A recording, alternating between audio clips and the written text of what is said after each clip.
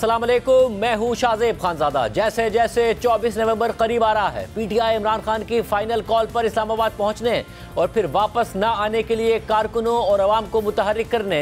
और तैयारियां करने में लगी हुई है और मुतालबात पर बातचीत के लिए एस्टैब्लिशमेंट से उम्मीद भी लगाए बैठी है। लेकिन आज ये खबर सामने आई है कि कुछ महीने से इमरान खान अपनी रिहाई की डील के लिए एस्टैब्लिशमेंट पर दबाव बढ़ा रहे हैं, लेकिन एस्टैब्लिशमेंट ने साफ इनकार कर दिया है और इस पूरी सूरत हाल में हतमी नताइज के लिए हतमी एहतजाज होगा और उस एहतजाज के लिए मुशावरत, हिदायत, अहकामात और क़यादत से मुताल्लिक मुसलसल बुशरा बीबी का नाम सामने आ रहा है और उनकी तरफ से पीटीआई की सियासी कमान संभालने और पार्टी को हिदायत देने की खबरें गर्दिश कर रही हैं और इस पर आज खुद इमरान खान का मौक़िफ़ भी सामने आ गया है। इमरान खान ने अडियाला जेल में सहाफ़ियों से बात करते हुए बुशरा बीबी के सियासी किरदार की तरदीद कर दी, मगर जब सहाफ़ी ने सवाल किया कि बुशरा बीबी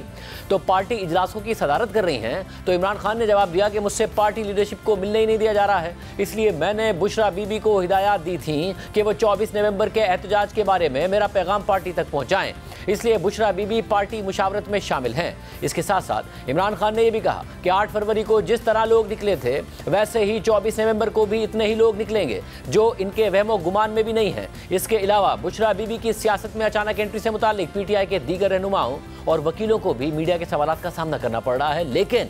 हर कोई मोहतात और अलग अलग जवाब दे रहा है और कल से आज तक 3 मुख्तलिफ रहनुमाओं के 3 मुख्तलिफ मौक़िफ़ सामने आए हैं। आज 190 मिलियन पाउंड केस की जेल में समाअत के बाद इमरान खान के वकील फैसल चौधरी ने इमरान खान का ही मौक़िफ़ दोहराते हुए कहा कि बुशरा बीबी ना सियासत में हिस्सा ले रही हैं और ना ही हिस्सा लेंगी। बुशरा बीबी ने इमरान खान का पैगाम पार्टी रहनुमाओं तक पहुंचाना था और उनके जरिए पैगाम रसानी की गई है, जबकि तहरीक इंसाफ के सेक्रेटरी इत्तलात शेख वकास अकरम ने कहा है कि अगर एक बीवी अपने खावंद के लिए एहतजाज करे तो क्या आप उसे सियासत कहेंगे? अगर कल वो हमारे एहतजाज में भी खड़ी हो जाएं तो वो सियासत नहीं होगी। लेकिन इससे पहले गुज़िश्ता रोज़ हमारे ही प्रोग्राम में खैबर पख्तूनख्वा के मुशीर इत्तलात बैरिस्टर सैफ ने कहा था कि बुशरा बीबी पार्टी के किसी बाज़ाब्ता इजलास में शरीक नहीं हुई, उनकी पार्टी लीडरशिप से मुलाकातें ज़रूर हुई हैं, वो हमारी मेहमान हैं और एहतजाज में उनका इनपुट दुआओं की हद तक होगा। जबकि खुद इमरान खान भी बुशरा बीबी की सियासत में एंट्री की तरदीद कर रहे हैं, मगर साथ ही ये मान रहे हैं कि उनके कहने पर बुशरा बीबी पार्टी मुशावरत में शामिल हैं और पैगाम रसानी कर रही हैं और ये इस लिहाज से अहम है कि तहरीक इंसाफ का आज शाम को पेशावर में अहम मुशावरती इजलास हुआ है।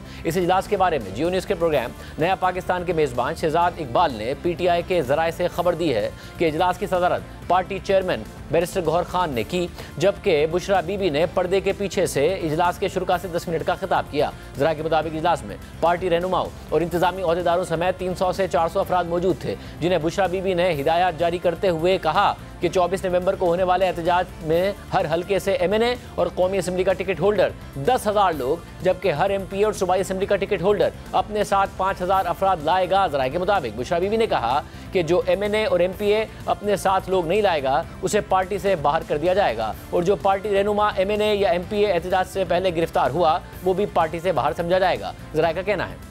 बुशरा बीबी ने इजलास में यह भी वादे किया कि उनका सियासत में आने का कोई इरादा नहीं है और ना वो सियासत में आएंगी, बल्कि वो सिर्फ इमरान खान का पैगाम पहुंचाने की जिम्मेदारी अदा करेंगी। जबकि इस इजलास से पहले जियो न्यूज़ के नुमाइंदे हैदर शराजी ने ज़राए से खबर दी थी कि बुशरा बीबी ने गुज़िश्ता रोज़ पेशावर से मुल्क भर की तंजीम को अहकाम जारी किए थे और पार्टी रहनुमाओं को आज शाम को पेशावर में मुलाकात के लिए बुलाया था। बुशरा बीबी पार्टी क़यादत को इमरान खान का पैगाम पहुँचाएंगी। ज़राए के मुताबिक बुशरा बीबी ने अलीमा खान के करीब रहने वाले रहनुमाओं को मुलाकात के लिए नहीं बुलाया। पीटीआई की मरकजी क़यादत को भी बुशरा बीबी ने मुशावरती अमल में शामिल नहीं किया। बुशरा बीबी और अलीमा खान के दरमियान इख्तलाफात की खबरें पहले भी सामने आती रही हैं, लेकिन दोनों ही इमरान खान के बहुत करीब हैं। इमरान खान और बुशरा बीबी जब से कैद हुए तब से अलीमा खान इमरान खान का सियासी चेहरा बनी हुई हैं। इमरान खान तक सबसे ज़्यादा रसाई भी अलीमा खान ही की रही है और वो ही उनका पैगाम और हिदायत पार्टी और मीडिया तक पहुँचाती रही है। इसलिए अब जब बुशरा बीबी जमानत पर जेल से बाहर आ गई हैं और उनकी जानिब से पार्टी कमान संभालने की खबरें सामने आ रही हैं, तो 24 नवंबर के हतमी एहतजाज के दौरान पीटीआई में मजीद ग्रुप बंदी के खदशात बढ़ गए हैं।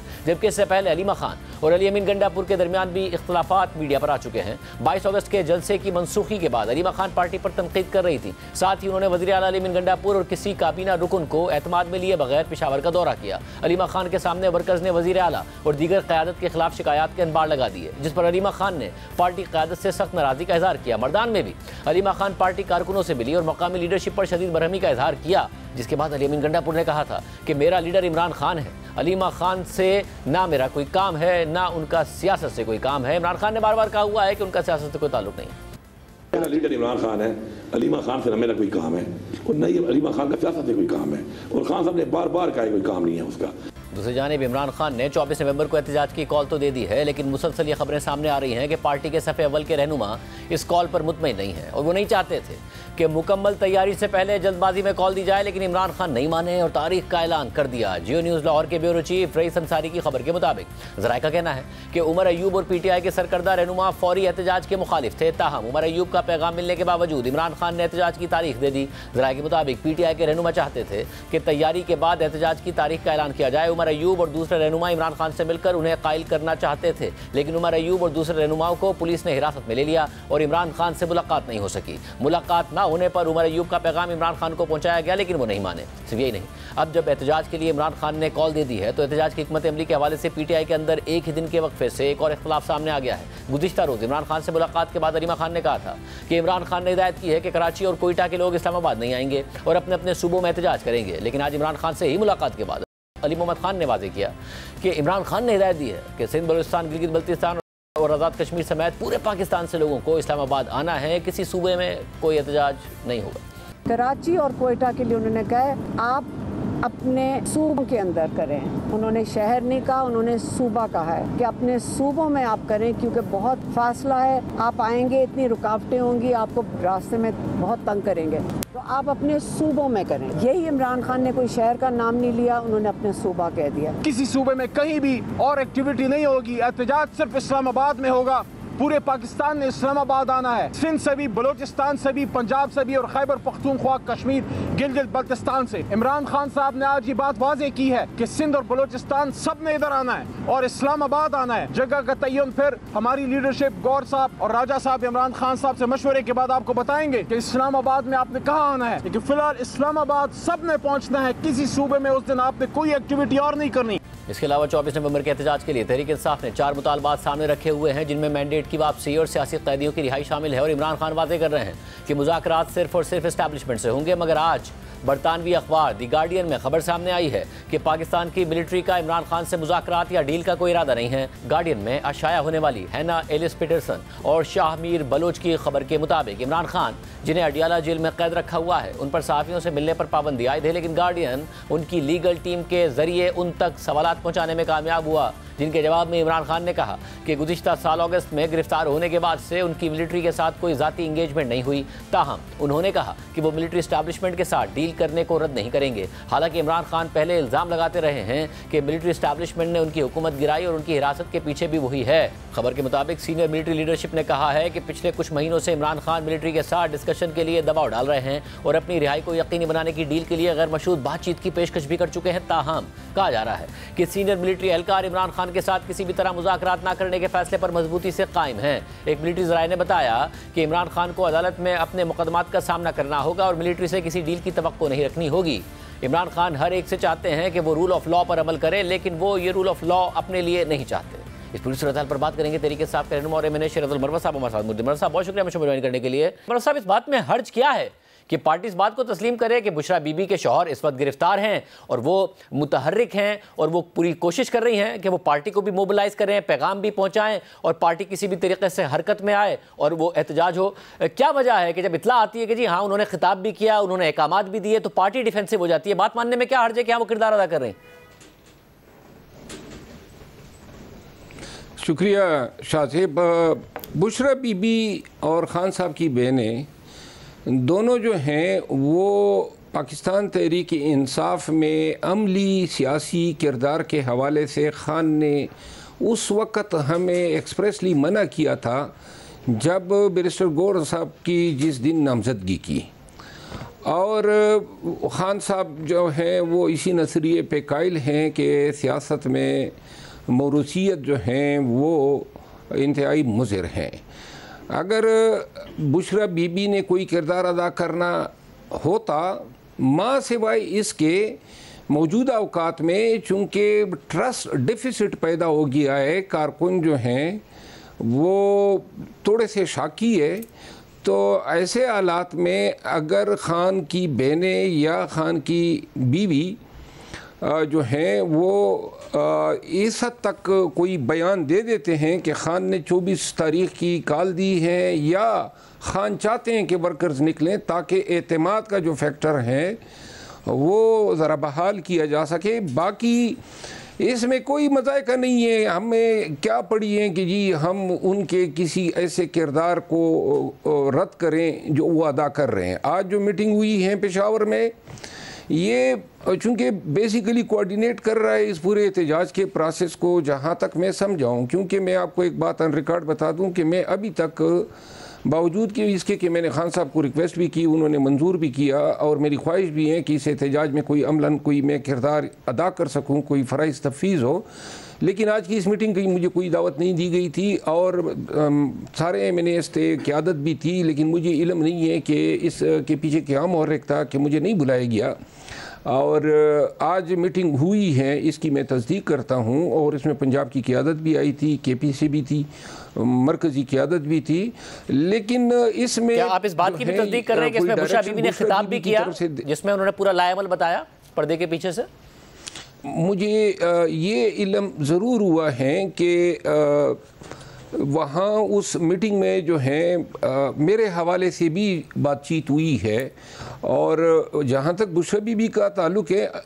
बुशरा बीबी सामीहीन के सामने नहीं आई है। अगर उनकी इनफरादी किसी से बात हुई है, क्योंकि अगर उसने कोई पार्टिसिपेट करना था, कोई खिताब करना था और इस बात को छुपाना था, तो आजकल के दौर में ये मुमकिन नहीं है, क्योंकि लोग रिकॉर्ड भी करते हैं और इतने भारी तादाद में शुरका थे। उनकी जो तर्जमान हैं वो इसकी तरदीद कर चुकी हैं कि वो अमली सियासत में कोई दखील हो रही है। मगर फिर बरस साहब मुझे ये बताइएगा कि आप पहले जब आप लोगों ने धरने भी दिए हैं या प्रोटेस्ट भी किए, वो इमरान खान साहब ने फ्रॉम द फ्रंट लीड किए हैं, जब आप आ रहे हैं और धरना देने के लिए आ रहे हैं तो कोई किसी और को देखकर कैसे रुकेगा? क्या आपकी पंजाब की क़यादत को देखकर रुक जाएगा या किसी और को? इमरान खान साहब है नहीं, तो अगर अलीमा खान साहिबा फ्रॉम द फ्रंट से लीड कर रही हो या फिर बुशरा बीबी हो, तो आपके नहीं ख्याल कि पार्टी को फ़ायदा ही होगा इससे, ना कि नुकसान होगा?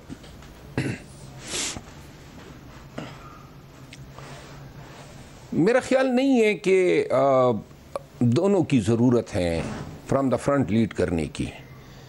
क्योंकि एक तो इसकी कीमत चुकानी पड़ेगी। ख़वातीन पहले से भुगत रहे हैं, नाजायज़ नाकर्दा गुनाहों में ये जेल में रहे,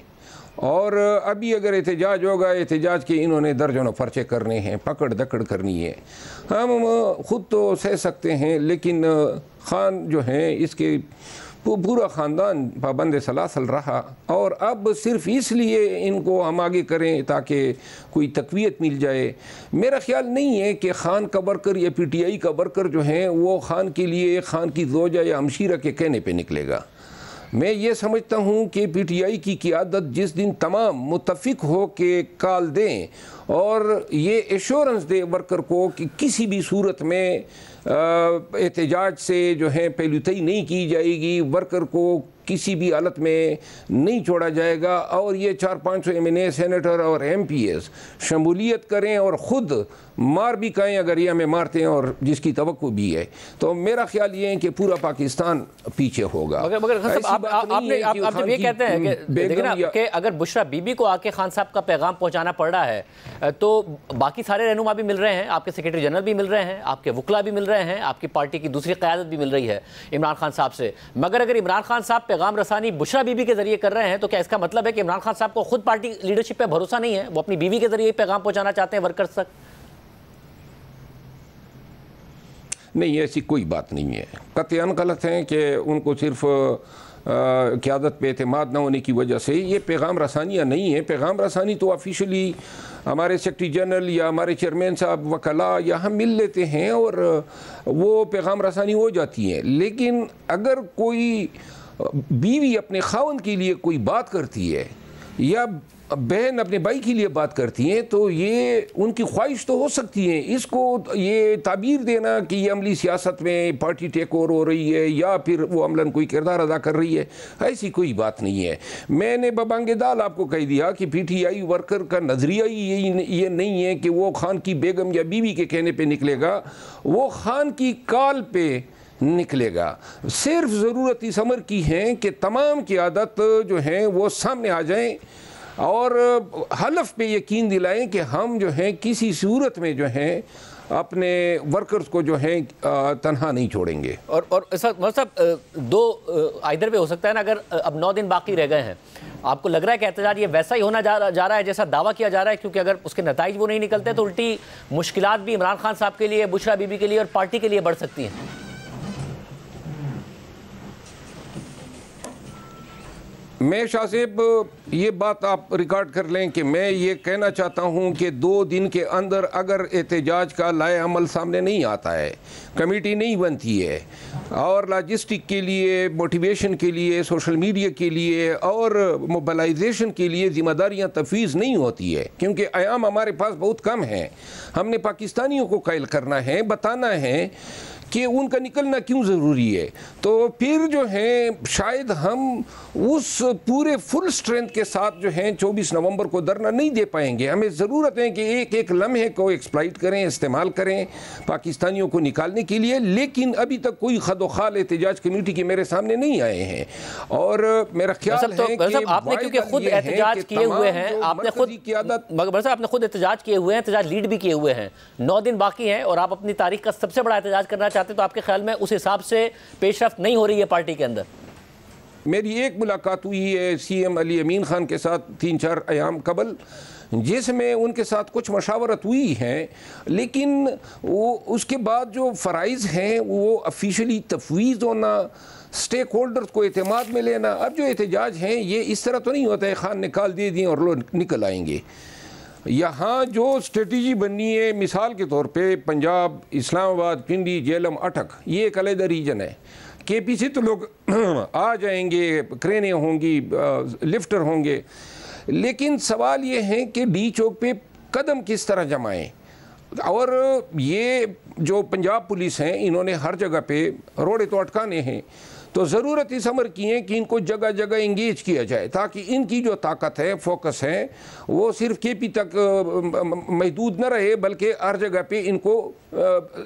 स्कैटर किया जा सके। दूसरी बात ये है कि अभी तक मोटिवेशनल स्पीचेस या मोटिवेशनल वीडियोस जो हैं पाकिस्तानियों के लिए आना शुरू नहीं हुई है, और ना अभी तक बहैसियत पार्टी हमने ये पैगाम इस तरह फैलाया है पाकिस्तानियों के लिए कि उनके नस्ल के लिए, मुस्तकबिल के लिए, बच्चों के लिए पाकिस्तानियों का निकलना क्यों ज़रूरी है। ये जो मुल्क के हालात दिन ब दिन दिगरगू होते जा रहे हैं, हम अपने तख्लीक के दिन से लेकर आज तक इतनी सऊबतों और इतने दिगरगू हालात से कभी दो चार नहीं हुए हैं। ये सिर्फ खान की आज़ादी नहीं है, पाकिस्तान की बका का सवाल है। तो लिहाजा मोटिवेशन ही। मरवत साहब की गुफ्तगू आपने सुनी। प्राइम ब्रेक शामिल करते हैं, कुराम खबर उसकी तफसीलात आपके सामने रखेंगे कि वो तब्दीलियाँ बैनुल अक़वामी तौर पर हुई हैं, असरात पाकिस्तान में पड़ेंगे। एक मिनट के बाद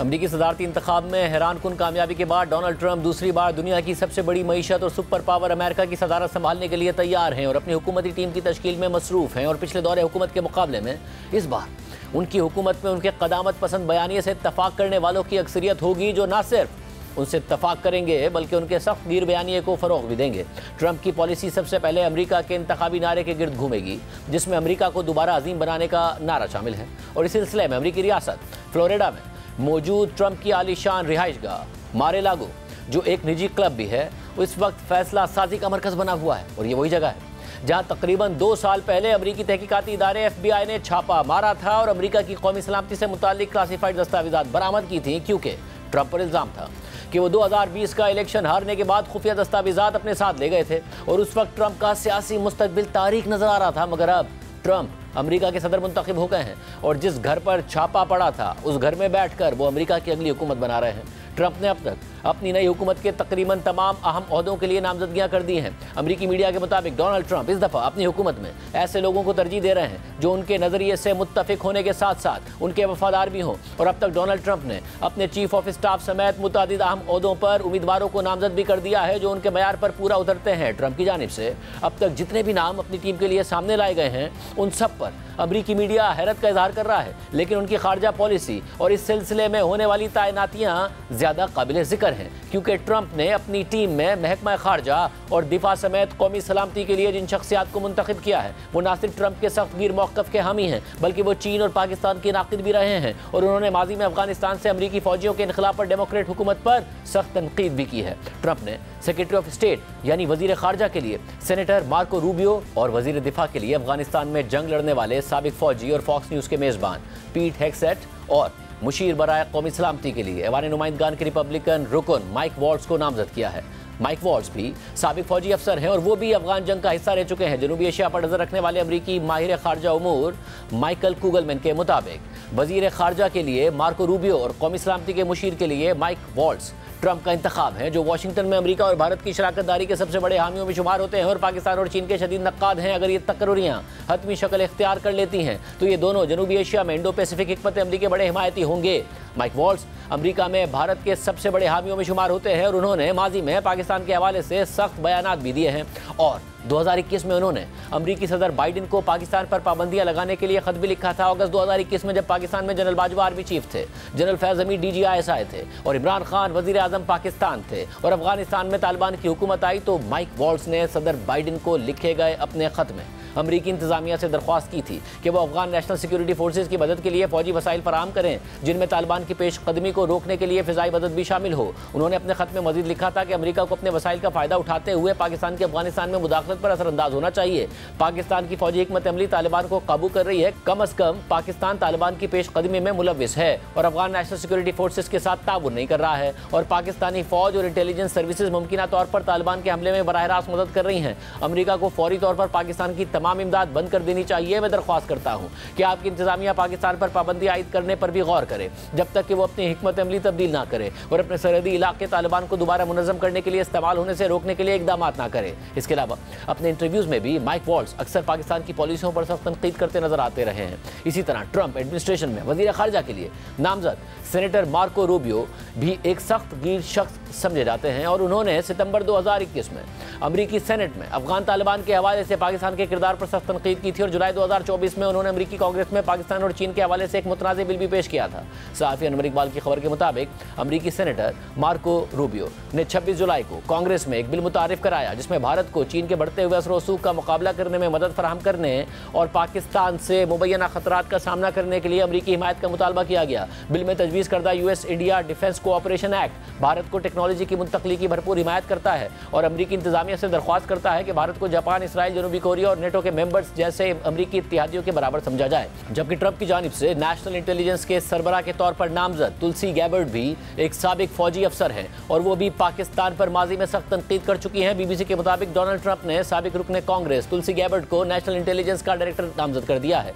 तुलसी गैबर्ड अमरीकी फौज में बतौर लेफ्टिनेंट कर्नल खिदमत सर अंजाम दे चुकी हैं। माजी में तुलसी गैबर्ड पाकिस्तान पर तनकीद करती हुई नजर आई हैं। 2017 में तुलसी गैबर्ड ने पाकिस्तान पर ओसामा बिन लादेन को पनाह देने का इल्जाम आयद किया था। 2017 में ही जब कलदम जमातुद दावा के सरबराह हाफिज सईद की एक मुकदमे में रिहाई हुई तो इस पर भी तुलसी गैबर्ड ने पाकिस्तान पर सख्त तनकीद की थी और कहा था कि हाफिज सईद मुंबई हमलों के मास्टरमाइंड थे। मार्च 2019 में तुलसी गैबर्ड ने पाकिस्तान और अमेरिका के दरमियान ताल्लुकात पर तबसरा करते हुए एक सोशल मीडिया पोस्ट में लिखा था कि जब तक पाकिस्तान दहशतगर्दों को महफूज पनाहगाहें फराहम करता रहेगा दोनों ममालिक के दरमियान तनाव बरकरार रहेगा। वक्त आ गया है कि पाकिस्तानी रहनुमा इंतहा पसंदों और दहशतगर्दों के खिलाफ उठ खड़े हों। इसके अलावा ट्रंप ने इसराइल में अमरीकी सफीर, मशरिक वस्ता में खुसूसी एलची, अमरीकी इंटेलिजेंस इदारे CIA के सरबराह और होमलैंड सिक्योरिटी समेत दीगर अहम ओहदों के लिए भी अपने ऐसे वफादारों को नामजद कर दिया है जो अवामी सतह पर उनके बयानिए को फ़रोग देते रहे हैं। जबकि ट्रंप ने साबिक डेमोक्रेट और हालिया सदारती इंतखाब में आज़ाद उम्मीदवार रॉबर्ट F कैनेडी जूनियर, जिन्होंने बाद में अपनी इंतखाबी मुहिम ट्रंप के हक में मुअत्तिल कर दी थी, उन्हें वजारत सेहत का सरबराह मुकर्रर कर दिया है। सारी सूरत हाल में एक ऐसी शख्सियत का नाम मुसलसल सामने आ रहा है जिनका कुछ अर्सा पहले तक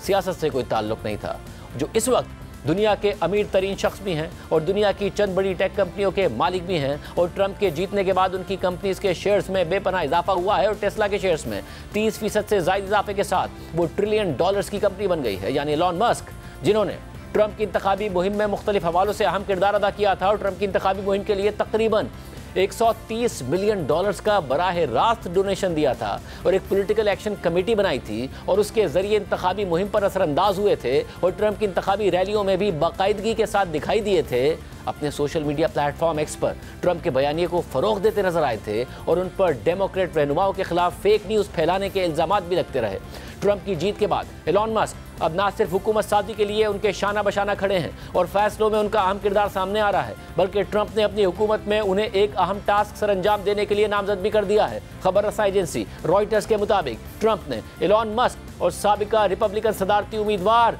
विवेक रामास्वामी को एक नई तश्कीलशुदा वजारत डिपार्टमेंट ऑफ गवर्नमेंट एफिशिएंसी का मुश्तरका सरबराह मुकर्रर कर दिया है। इस हवाले से ट्रंप ने एक बयान में कहा कि एलॉन मस्क और विवेक हमारी इंतजामिया के लिए ब्यूरोक्रेसी खत्म करने, इजाफी जवाबित को कम करने, फजूल हुकूमती अखराजात के खात्मे और वफाकी एजेंसियों की साख्त को नए सिरे से तरतीब देने की राह हमवार करेंगे। ट्रंप ने कहा कि ये नई वजारत हुकूमत से बाहर रहकर मशवरे और रहनुमाई फराहम करेगी और व्हाइट हाउस के साथ मिलकर बड़े पैमाने पर इस्लाहात की क़यादत करेगी। ट्रंप के मुताबिक एलॉन मस्क हुकूमत से बाहर रहकर उन्हें इस्लाहात पर मशवरे देंगे, लेकिन अमरीकी मीडिया के मुताबिक ट्रंप की कामयाबी के बाद से एलॉन मस्क उनके करीब तरीन शख्सियात में से एक बन गए और अब तक ट्रंप के लिए तमाम अहम फैसलों में उनका मजबूत किरदार रहा है। सिर्फ यही नहीं, एलॉन मस्क ट्रंप की टीम के लिए नामजद तकरीबन तमाम अहम ओहदेदारों के इंटरव्यूज में ट्रंप के साथ थे और यूक्रेन के सदर के साथ होने वाली ट्रंप की गुफ्तगू में भी एलॉन मस्क शरीक थे। जबकि अब यह खबर भी सामने आई है कि एलॉन मस्क ने अक़वाम मुत्तहिदा में ईरान के सफ़ीर से 1 घंटा तवील मुलाकात भी की है, वो भी एक ऐसे वक्त में जब अमरीका और ईरान के ताल्लुकात इंतहाई कशीदा हैं और मशरिक़ वुस्ता में अमरीका के अहम तरीन इत्तेहादी इसराइल और ईरान के दरमियान किसी भी वक्त एक वसी जंग हो सकती है। अमरीकी अखबार न्यूयॉर्क टाइम्स की रिपोर्ट के मुताबिक एलॉन मस्क, जो कि डोनाल्ड ट्रंप के करीबी मुशीर हैं, उन्होंने पीर को न्यूयॉर्क में अक़वाम मुत्तहिदा में ईरान के सफ़ीर अमीर सईद इरावानी से मुलाकात की है। ईरानी हुकाम के मुताबिक इस मुलाकात में ईरान और अमेरिका के दरमियान तनाव को कम करने के हवाले से बातचीत हुई है और दोनों रहनुमाओं के दरमियान एक खुफिया मकाम पर होने वाली ये मुलाकात 1 घंटे से ज़्यादा देर तक जारी रही है। ईरानी हुकाम ने इस मुलाकात को मस्बत और खुशाइंद करार दिया है, जबकि ईरानी वज़ारत ख़ारिजा के एक ओहदेदार ने कहा है कि ईरानी सफ़ीर ने मुलाकात में एलॉन मस्क से पाबंदियों पर इस्तिस्ना की दरख्वास्त की है और कहा है कि वो अपना कुछ कारोबार तेहरान में मुंतकिल करें। ईरान की अक़वाम मुत्तहिदा में मिशन ने इस मुलाकात पर तबसरा करने से इनकार कर दिया है, जबकि इस मुलाकात के बारे में सवाल पर ट्रंप के कम्युनिकेशन डायरेक्टर स्टीवन चोंग ने कहा कि हम निजी मुलाकातों के बारे में तबसरा नहीं करते हैं। एलॉन मस्क ने मुलाकात के बारे में कोई जवाब नहीं दिया, जबकि एक ईरानी अहदेदार ने बताया कि एलॉन मस्क ने खुद इस मुलाकात की दरख्वास्त की थी और ईरानी सफ़ीर ने मुलाकात का मकाम मुंतखब किया था। जबकि न्यूयॉर्क टाइम्स की रिपोर्ट में मज़ीद लिखा है कि एलॉन मस्क और एक सीनियर ईरानी अहदेदार के दरमियान बराह रास्त मुलाकात से इम्कान पैदा हो गया है कि ट्रंप इंतजामिया तेहरान और वाशिंगटन के ताल्लुकात से मुताल्लिक अपना लहजा तब्दील कर सकती है। हालांकि सदर ट्रंप और ईरान के ताल्लुकात की तारीख काफ़ी पेचीदा और कशीदा वाक़यात पर मुश्तमिल रही है। अपने पहले दौरे हुकूमत में ट्रंप ने 2015 के ईरान और आलमी ताकतों के दरमियान होने वाले जौहरी मुआहदे से अमेरिका को अलग कर लिया था और उसको एक खौफनाक एक तरफा मुआहदा करार दिया था। इसके अलावा ट्रंप ने ईरान पर सख्त इक्तिसादी पाबंदियां भी आयद कर दी थी और उन्होंने 2020 में इराक में ईरानी जनरल कासिम सुलेमानी के कत्ल का हुक्म भी दिया था, जिसके जवाब में ईरान के सुप्रीम लीडर आयतुल्ला खामनाई ने ट्रंप इंतजामिया से मुज़ाकरात पर पाबंदी लगा दी थी और कासिम सुलेमानी के कत्ल का बदला लेने की धमकी दी थी। जबकि गुज़िश्ता हफ्ते अमरीकी प्रोसिक्यूटर्स ने एक अदालत में कहा था कि ईरान ने इंतखाबात से पहले ट्रंप के कत्ल का मंसूबा बनाया था। तहम ट्रंप की हालिया कामयाबी के बाद ईरान में यह बहस शुरू हो चुकी है कि आया अब अमेरिका के साथ कोई नया और देर पा मुआहदा किया जा सकता है। रिपोर्ट के मुताबिक ईरानी सदर मसूद पेज़ेश्कियान की नई हुकूमत के कई अरकान मुज़ाकरात की हिमायत करते थे। उनका कहना है कि ट्रंप मुआहदे करना पसंद करते हैं और शायद इससे ईरान से पाबंदियां हटाने का कोई रास्ता निकल सकता है। माहिरीन का कहना है कि अगरचे सदर ट्रंप के साथ ईरान की तारीख कशीदा है, लेकिन लगता है कि ईरान सिफारतकारी के दरवाजे को खुला रखना चाहता है और शायद ट्रंप भी इसमें दिलचस्पी रखते हैं। रिपोर्ट में मज़ीद लिखा है कि ईरानी ओहदेदारों ने बताया कि एलॉन मस्क के साथ मुलाकात ने ईरान के लिए एक हल पेश किया है, जिसके जरिए वो बराह रास्त किसी अमरीकी ओहदेदार से मुलाकात करने से बच सकते थे। ताहम अब एलॉन मस्क का जल्द एक सरकारी किरदार भी मुतवक्के है, क्योंकि ट्रंप ने उन्हें एक नई वजारत का शरीक सरबराह नामजद कर दिया है। दुनिया का अमीर तरीन शख्स अब अमरीका के ताकतवर तरीन शख्स का अहम तरीन मुशीर बन गया है और मुमकिना तौर पर अमरीका की नई खारजा पॉलिसी पर भी उनका बहुत ज़्यादा असर उसूख होगा। लेकिन कुछ अर्सा पहले तक सियासत से दूर रहने वाले एलॉन मस्क ट्रंप के इतने करीब कैसे आए, इस हवाले से अल जज़ीरा की रिपोर्ट में कहा गया है कि जब डोनाल्ड ट्रंप ने अमरीकी सदारती इंतखाब के नताइज आने के बाद अपनी फतह का ऐलान किया तो उन्होंने एक ख़ास शख्स की तारीफ़ की जिसने उन्हें मुल्क के आला ओहदे पर वापस लाने में मदद की थी। ट्रंप ने फ्लोरिडा में अपनी कामयाबी का ऐलान करते हुए कहा, my star is born. Elon Trump की ये अल्फाज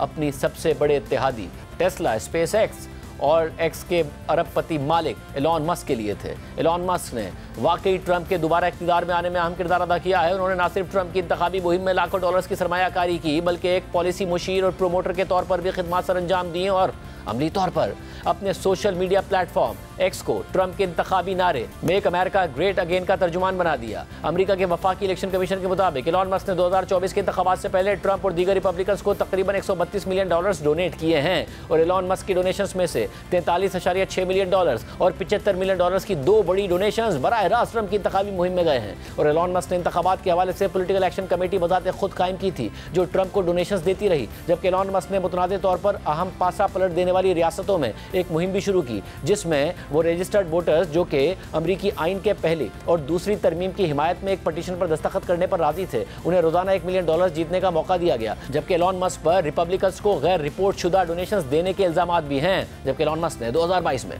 खरीदी गई सोशल मीडिया साइट ट्विटर जो अब एक्स कहलाती है उसको कैसे इस्तेमाल करके ट्रंप के इंतखाबी मुहिम को प्रमोट किया, इस हवाले से रिपोर्ट में बताया गया है कि अगरचे आज के दौर में ये अजीब सा लगता है लेकिन एलन मस्क को कभी एक लिबरल और रिन्यूएबल एनर्जी के हामी के तौर पर देखा जाता था जिन्होंने 2020 में डेमोक्रेट जो बाइडेन को वोट देने का दावा किया था। ताहम 2022 के बाद जब उन्होंने सोशल मीडिया प्लेटफॉर्म ट्विटर का कंट्रोल संभाला तो उनका यह इमेज तब्दील हो गया। एलन मस्क ने एक्स को सियासी तौर पर गैर जानिबदार फोरम बनाने का अहद करने के बाद उन मुलाजमीन को ही फारिग कर दिया जो डिसइंफॉर्मेशन की निगरानी करते थे। उन्होंने तकरीबन 62,000 से ज्यादा ऐसे मुअत्तिल अकाउंट्स को भी बहाल कर दिया जिनमें सफेद फार्म, नस्ल परस्त और नियोनाजी अकाउंट्स शामिल थे जिन पर नफरत अंगेज तकारीर और साजिशी नजरियात फैलाने का इल्जाम था। सबसे अहम बात यह थी कि मस्क ने ट्रंप के अकाउंट पर पाबंदी को भी वापस ले लिया जिसे 2021 में कैपिटल हिल पर होने वाले हमले के बाद बंद कर दिया गया था। इंतखाबात के करीब आने तक नाकदीन के मुताबिक एक्स मौसर तौर पर ट्रंप के इंतखाबी नारे का अनऑफिशियल तर्जुमान बन चुका था। खुद एलन मस्क पर इल्जाम आयद किया गया कि वो ट्रंप के फैन बन चुके हैं और अपने 20 करोड़ से ज्यादा फॉलोअर्स के दरमियान गलत मालूमात फैला रहे हैं और एक्स के एल्गोरिथम के जरिए उनके अकाउंट की पहुंच मजीद बढ़ा दी गई है। इंतखाबात में गैर कानूनी तारिकीन वतन के बारे में गलत मालूमात भी एक्स पर फैलाई गई। हालांकि दोनों कदामत पसंद और बाएं बाजू की तंजीमों की तहकीकात से यह साबित हुआ कि इस तरह का कोई वाकया हुआ ही नहीं था। एक्स पर एक साजिशी नजरिया भी फैलाया गया जिसके मुताबिक डेमोक्रेट्स गैर कानूनी तारिकीन वतन को अमेरिका में दाखिले की इजाजत देकर अपना वोट बैंक बढ़ा रहे हैं। एलन मस्क ने अक्टूबर में एक पोस्ट में कहा कि अमेरिका फिर एक पार्टी वाला गहरा नीला यानी डेमोक्रेट सोशलिस्ट मुल्क बन जाएगा। सितंबर में कमला हैरिस के साथ ट्रंप के सदारती मुबाहिसे के बाद जिसमें ट्रंप ने झूठा दावा किया कि रियासत ओहायो के एक कस्बे में तारिकीन वतन पालतू कुत्तों और बिल्लियों को खा रहे हैं, इस हवाले से एलन मस्क ने एक्स पर एक मीम रीपोस्ट की जिसमें बिल्ली के हाथ में एक तख्ती थी जिस पर लिखा था कि कामला मुझसे नफरत करती है और हंसी का इमोजी लगाया। आज़ादी इजहार राय के बारे में अपने वादे के बावजूद एलन मस्क ने कुछ खबरें दबाई, जैसे कि सहाफ़ी केन क्लेपेंस्टाइन का एक मजमून जिसमें रिपब्लिकन नायब सदारती उम्मीदवार जेडी वेंस की कमजोरियों का जिक्र था जो मुबैना तौर पर लीक शुदा दस्तावेजात से हासिल की गई थी। एक्स पर इस मजमून के लिंक्स को ब्लॉक कर दिया गया था। प्यू रिसर्च सेंटर की मार्च में किए गए एक सर्वे ने इस बात की तस्दीक की कि प्लेटफॉर्म की मकबूलियत रिपब्लिकन हामियों के दरमियान बढ़ गई है जिसमें 53% अफराद ने कहा कि यह जमहूरियत के लिए अच्छा है जो कि 2021 में 17% के मुकाबले में तकरीबन 3 गुना ज़्यादा है। अब यहाँ ये सवाल उठ रहा है कि एलन मस्क ने ट्रंप की हिमायत में इतनी बड़ी मुहिम क्यों चलाई और अपने वसाइल क्यों इस्तेमाल किए। इस हवाले से CNN के मुताबिक दुनिया के अमीर तरीन शख्स एलन मस्क अब ट्रंप हुकूमत में बाज़ाब्ता किरदार अदा करेंगे। एलन मस्क हुकूमत को ज़्यादा मौसर बनाने की कोशिश करेंगे। ये एलन मस्क के लिए एक नई जिम्मेदारी होगी क्योंकि वो पहले ही मुख्तलिफ कारोबारी मंसूबों में मसरूफ़ हैं। एलन मस्क जो टेस्ला और स्पेस एक्स के CEO हैं और एक्स के मालिक होने के साथ साथ मुतअद्दिद दीगर कंपनियों और मंसूबों के CEO भी हैं जिनकी वजह से वो पहले से ही काफ़ी मसरूफ़ हैं। लेकिन यहाँ बात यह है कि एलन मस्क की हालिया मसरूफियात इन्वेस्टर्स के लिए फ़ायदेमंद साबित हो रही हैं। टेस्ला जो एलन मस्क की सबसे कीमती कंपनी है वो हालिया बरसों में इलेक्ट्रिक गाड़ियों की मार्केट में अपनी उजारादारी बरकरार रखने में मुश्किलात का सामना कर रही है। कंपनी की सुस्त हो गई क्योंकि टेस्ला को मार्केट के दोनों आला और निचले हिस्सों से बढ़ते हुए मुकाबले का सामना है और हाल ही में चीनी कंपनी BYD ने टेस्ला को इलेक्ट्रिक गाड़ियों की फरोख्त में पीछे छोड़ दिया और इस दौरान टेस्ला को अपनी खुदकार ड्राइविंग टेक्नोलॉजी के हवाले से मुतादिद वफाकी तहकीकात का सामना है और कंपनी के तवील अरसे से वादा किए गए खुद मुख्तार साइबर कैप के ऐलान में कई ऐसी बातें शामिल थी जो महज ख्याली वादे लगते थे। लेकिन टेस्ला के सरमायाकारों के लिए गुज़िश्ता हफ्ते में ये सब माजी की बातें बन चुकी हैं। टेस्ला के स्टॉक्स प्राइस में ट्रंप की जीत के बाद से 31% का इजाफा हुआ है क्योंकि सरमायाकारों का मानना है कि एलन मस्क का ट्रंप की हुकूमत में असर व रसूख एक नए दौर का आगाज करेगा जिसमें रेगुलेशन में कमी आ जाएगी, खासतौर पर उन अहम सनतों और टेक्नोलॉजीज में जो कंपनी के लिए फायदेमंद साबित हो सकती हैं। वेडबुश सिक्योरिटीज के तज्जियाकार के मुताबिक एलन मस्क की ट्रंप की हुकूमत में शमूलियत के फवाइद नुकसानात से कहीं ज्यादा हैं। टेस्ला के इन्वेस्टर्स एलन मस्क को व्हाइट हाउस में ज्यादा देखना चाहते हैं क्योंकि उनका असर व रसूख मसनूई ज़हानत, चीन पर टैरिफ्स और खुदकार ड्राइविंग के ज़वाबित में तेजी तेजी लाने के हवाले से बहुत अहम है। एलॉन मस्क टेस्ला के सबसे बड़े इनफरादी शेयर होल्डर हैं और उन्होंने कंपनी के स्टॉक की कीमत में इजाफे का जाती तौर पर फायदा उठाया है। ब्लूमबर्ग के बिलियनर्स इंडेक्स के मुताबिक वो अब इलेक्शन डे के मुकाबले में $55 अरब ज्यादा अमीर हो गए हैं। ट्रंप ने माजी में इलेक्ट्रॉनिक गाड़ियों के बारे में नापसंदीदगी का इजहार किया था, मगर डेन आईओएस के मुताबिक ट्रंप की जानिब से टैक्स क्रेडिट्स को खत्म करना टेस्ला के लिए मददगार साबित हो सकता है, क्योंकि इससे टेस्ला की हरीफ कंपनियों की मुसाबकत कम हो जाएगी जो सेल्स में इजाफे के लिए ज़्यादा इन्हिसार करती हैं। इसके अलावा टेस्ला की खुदकार ड्राइविंग टेक्नोलॉजी की मुतादिद वफाकी इंक्वायरियाँ भी ख़त्म हो सकती हैं। दूसरी जानिब एलॉन मस्क की एरोस्पेस कंपनी स्पेसएक्स अपने हरीफों के मुकाबले में काफ़ी आगे है और ट्रंप के दौर में रेगुलेशन में कमी कंपनी के लिए मजीद फ़ायदेमंद साबित हो सकती है। स्पेसएक्स की कीमत का तखमीना इस साल के अवाइल में $200 अरब से ज़्यादा था। ब्लूमबर्ग के मुताबिक बोइंग की स्टारलाइनर की नाकामी के बाद स्पेसएक्स ने अपने मुखालिफ के खला में फंसे हुए एस्ट्रोनॉट्स को बचाया था। इन सब के बरक्स एक्स जो पहले ट्विटर कहलाता था वो एलॉन मस्क के ज़ेर इंतज़ाम वाज़ेह तौर पर मुश्किलात का शिकार रहा है। इसकी मालियत में तकरीबन 80% कमी आई है, क्योंकि एडवर्टाइजर्स ने इस सोशल मीडिया नेटवर्क से फरार इख्तियार कर लिया है, जो अब नफरत अंगेज तकारीर और साजिशी नजरियात का एक आज़ाद मरकज़ बन चुका है। लेकिन ये इस वजह से नहीं हुआ कि एलॉन मस्क ने इससे तवज्जो हटाई है, बल्कि एक्स पर रोज़ाना पोस्ट एलॉन मस्क के रूटीन का हिस्सा बन चुकी हैं और वो यहाँ अपने बढ़ते हुए दाएं बाजू के नजरियात की मुसलसल तशहीर करते रहते हैं। लेकिन दिलचस्प बात यह है कि 2022 में एलॉन मस्क का ट्विटर को $44 अरब में खरीदने का मुतनाज़ और महंगा सौदा उनके ट्रंप के करीब आने का सबब बना है। और फिर एलॉन मस्क ने उनकी इंतखाबी मुहिम में ऐसा किरदार अदा किया जिससे वो अगले सदर के बहुत करीब पहुंच चुके हैं और इसके नतीजे में एलॉन मस्क की कंपनी टेस्ला की कीमत $1 ट्रिलियन से ऊपर पहुंच गई है और टेस्ला स्टॉक मार्केट में उन कंपनियों में से एक बन गई है जिनकी कीमत 13 हिस्सों पर मुश्तमिल है। जबकि एक्स पर उसके मालिक एलॉन मस्क के बढ़ते हुए रसूख पर मारूफ बरतानवी अखबार दी गार्डियन ने एक्स का इस्तेमाल छोड़ने का ऐलान कर दिया। इस हवाले से जारी दी गार्डियन के बयान के मुताबिक हम अपने क़ारीन को आगाह करना चाहते हैं कि हम अब सोशल मीडिया प्लेटफॉर्म एक्स जो पहले ट्विटर था उस पर किसी भी ऑफिशियल गार्डियन एडिटोरियल अकाउंट से मजीद पोस्ट नहीं करेंगे। हमें यह महसूस होता है कि एक्स पर मौजूद होने के फ़वाइद अब इसके नुकसानात से कम हैं और हम अपने वसाइल को दीगर प्लेटफॉर्म्स पर अपनी सहाफ़त को फ़रोग़ देने में बेहतर तरीक़े से इस्तेमाल कर सकते हैं। इस फैसले के बारे में हम काफ़ी वक्त से सोच रहे थे, ख़ासतौर पर इस प्लेटफॉर्म पर फैलने वाले तशवीशनाक मवाद को देखते हुए जिनमें दाएँ बाजू के साजिशी नज़रियात और नस्ल परस्ती शामिल हैं। हालिया अमरीकी सदारती इंतखाबी मुहिम ने इस बात को मज़ीद वाज़ेह कर दिया है कि एक्स एक जहर आलूद मीडिया प्लेटफॉर्म बन चुका है और उसके मालिक एलॉन मस्क ने इसके असर व सूख का इस्तेमाल सियासी हालात को बदलने में किया है। प्रोग्राम शामिल करते हैं और आम खबर आपके सामने रखें।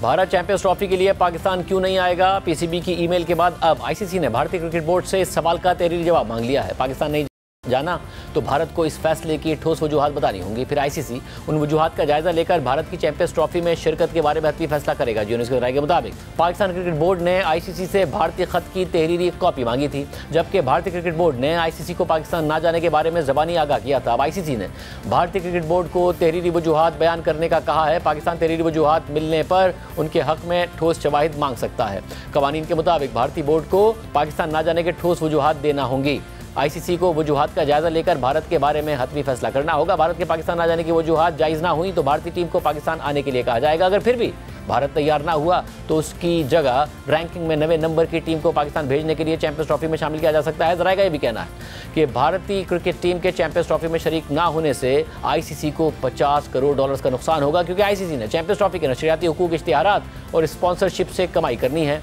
जबकि भारतीय क्रिकेट बोर्ड को $10 करोड़ का नुकसान हो सकता है। आज के प्रोग्राम में इतना ही। अल्लाह हाफ़िज़।